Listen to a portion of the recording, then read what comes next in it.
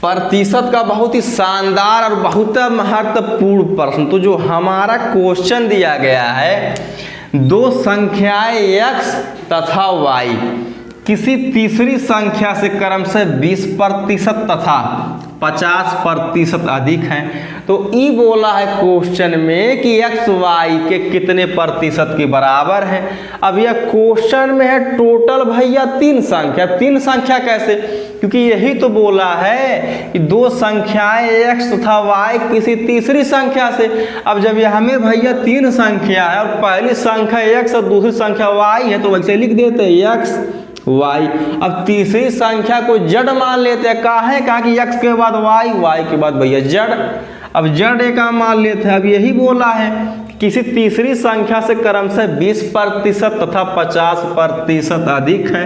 अब एक बात, तीसरी संख्या को हम मान लेते हैं 100%। काहे कि भैया ये परसेंटेज में अधिक है, तो परसेंटेज का मतलब 100 होता है। तो तीसरी संख्या यानी कि z को मान लेते हैं 100%। इसी को माना जाएगा भैया आधार। अब यही बोला है कि क्रमशः 20% तथा 50% अधिक है। तो 100 में जब हम 20 जोड़ेंगे तो x का मान निकल करके आ जाएगा 120%। अब दूसरी संख्या इससे यानी कि तीसरी संख्या से 50% अगर अधिक है, तो 100 में जब हम 50 जोड़ देंगे तो भैया आ जाएगा 150%। अब क्वेश्चन में ई पूछ रहा है कि x y के कितने प्रतिशत के बराबर है। तो भैया x का मान यहाँ पे निकल करके आया 120%, y का मान निकल करके आया 150%।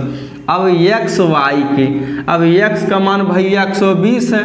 अब जिससे हम कंपेयर या जिससे तुलना कराते हैं उसको डिनोमिनेटर या उसको लिखते हैं भैया हर में।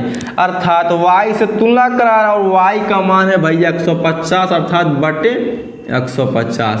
अब बोला है कि कितने प्रतिशत के बराबर है। प्रतिशत का मतलब होता है 100। तो इसके अंश में या न्यूमरेटर में हम गुणा करा देते हैं भैया 100 से। अब एक कह लेते हैं साल। अर्थात अब कहने का मतलब ये है कि 0 से 0 कट जाएगा। 5 तिया 15, 5 दूना 10, ओकरे बाद एक भेली, 3 कन्ना 3, 3 चौके 12। अब सब संख्याएं कट चुकी है तो भैया 4 का करा देते हैं भैया 20 से गुणा, यानी कि 20 चौका 80%। अर्थात कहने का मतलब ये है कि जो x y के 80% के बराबर है, जो कि ऑप्शन नंबर हमारे डी में दिया गया। ठीक।